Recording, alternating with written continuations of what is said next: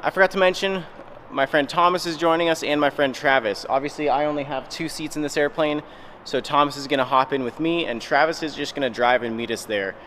Pretty unnecessary to fly to this spot, but I just figured I'd test it out. It's probably about 15 miles to the south, so it'll be a very quick flight. And there's actually some stuff that I'm gonna leave with Travis too, so he can drive it, like the stove, the propane, and my tripod. It's not gonna fit in there super well, so Travis is pulling up right now. I'm gonna pop some stuff into his car and wait for Thomas.